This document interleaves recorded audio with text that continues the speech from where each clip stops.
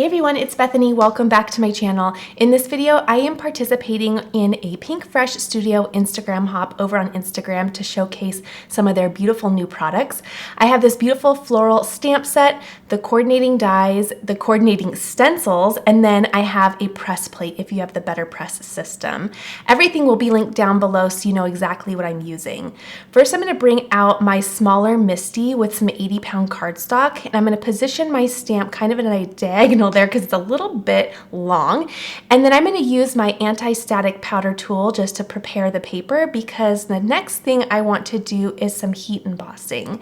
So in order to do that, I'm going to grab my Versamark and get this stamp nice and sticky. And then because this is such an intricate stamp, I'm going to use my stamp press tool. This really helps just get some pressure on the stamp. And then what I'm going to do is I'm going to bring in another piece of cardstock, because I'm going to do all of this twice because I want 2 floral stamps when all is said and done. So then I'm going to grab a little catch paper. I use a little clothespin just to be able to handle my paper during this whole process. And then I'm going to use some really pretty gold embossing powder. So I'll just drizzle this all over, and then you're going to see that design come to life because it's going to stick to that Versamark. And because we use the anti-static powder tool, it's not going to stick anywhere else. Isn't that pretty? It's so intricate. I'm going to do the exact same thing to the second panel because, again, I'm just repeating this 2 times. That way I have 2 floral sets for my card. All right, tapping that off. Oh, looks good. Adding just a little bit more. Sometimes you just miss a little spot. And then if you have any that you need to brush off, you can either use your finger if it's far away or use a really fine detail brush if it's a little closer to your design. Then I'll just funnel the remaining embossing powder right back into my container for next time. And I'm going to use my heat tool just to heat up and melt all of this embossing powder, and you can see it just come to life. Isn't that beautiful? It's so shimmery and so shiny. And as you run your heat tool over the embossing powder, anything that's dull will get really, really shiny and bright. And look, it's so pretty. I love how it just catches with the light. It's just so delicate and soft looking.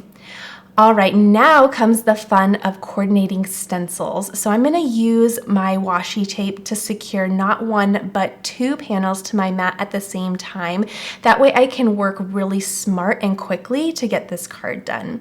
Then I'll bring in my first stencil and just get that all lined up. Sometimes it takes a bit, so just be patient with yourself. And then I'll use this beautiful color called Coral Reef. Pink Fresh Studio did send me over some ink pads. These are some of my favorite colors. I know you'll love them too, but they're so pretty. I love this Coral Reef color. And you can do anything you want here. You can do some shadowing, you can do some lighter tones.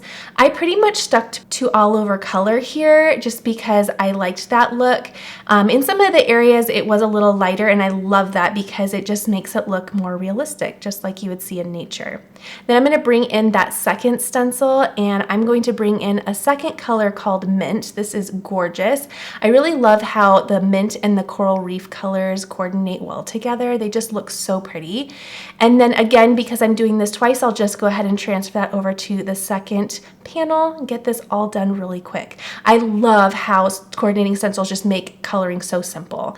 These are really quick cards, but they turn out so stunning, and it just takes a lot of the hard work out of the coloring portion.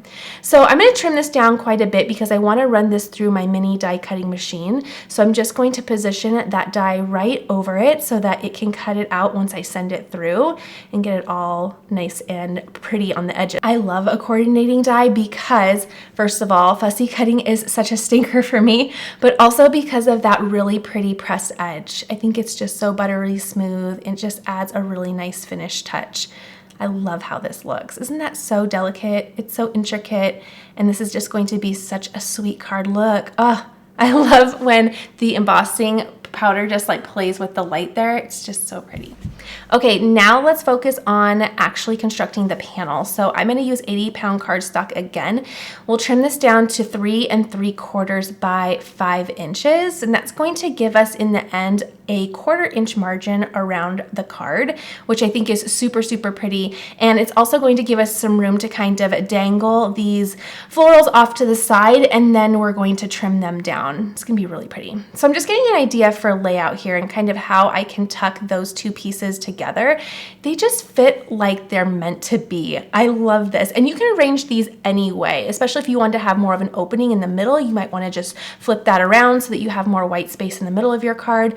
But I wanted most of my florals to just consume this card. So that's why I positioned them super close and kind of got them all nestled right next to each other. And then I'm going to use these foam adhesive squares. They are wonderful.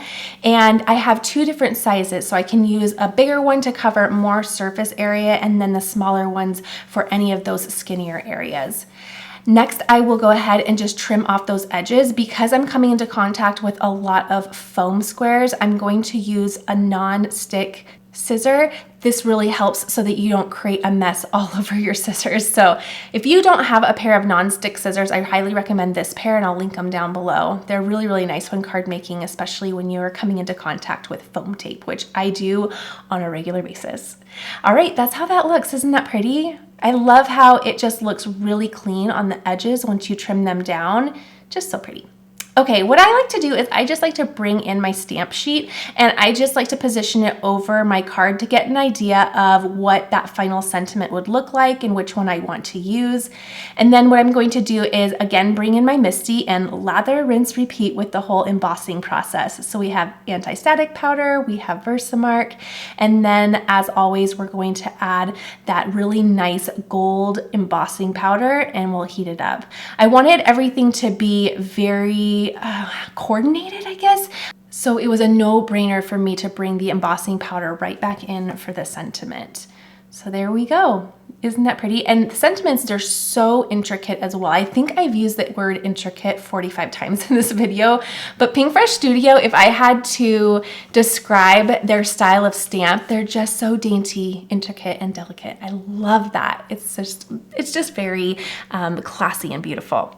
All right, sending it through that mini die cut machine once more, and then there is the final little sentiment. I love how tiny it is. It's really pretty because we worked so hard on that background with the florals, so once the sentiment is over the top, it's not covering so much, which I really, really appreciate when the designer designed this. I love that. Okay, so I have these little scallop rectangles, and I went ahead and cut out two, and I used 80-pound cardstock, so I'm just going to use liquid glue to layer them one on top of the other. And what I'm doing is just bringing in the focal point and kind of just bringing the eye right more to the center of the card here and adding a little bit of visual interest. I really like how this turned out. And again, I'll just use some liquid glue just to attach it to the top of those florals. It just gives it a little something more. I really like this set. I'll link this rectangle die set down below. It's the first time I've used it. I've had it in my collection for a while, and I feel like it is a really interesting set that you can play around with on any card. So I love that. I think that's pretty, and it adds another layer of dimension. This time I'm using 110-pound cardstock, and this is going to be my card base. I am going to go ahead and score that at 5.5, and this is going to be my top folding A2 size card. The original cardstock size was 11 by 4.25, and then again, half of 11 would be 5.5, which is where I placed my score line. All right, I'm going to attach that to my mat so that it just stays put while I am placing my panel right on top of it. I want to add a little bit of dimension here, so I'm using a foam tape, and I just put 4 strips right on the back, and then I can center it right on my card. And again, because my card panel is 3 3/4 by 5 inches, you can see how we have a 1/4 inch margin all along the card. So pretty. Bringing back in the tinier of the foam squares to place on the back of my sentiment. Again, because this sentiment is so skinny, it's really, really nice because once you place it over those florals, you're not taking away from all of that beautiful color. So I love that. All right, I am going away from my favorite dewdrop, and I'm going to do these gold discs just to tie in with that beautiful gold embossing powder, and I really love how this looks.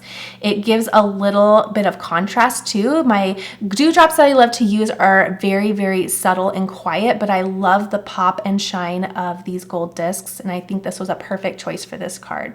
Love these. All right, so that is my final card. Go ahead and head over to Instagram so you can see what other creators are doing with the new products in Pink Fresh Studio's release. Thank you so much for watching, and I'll see you all in the next video.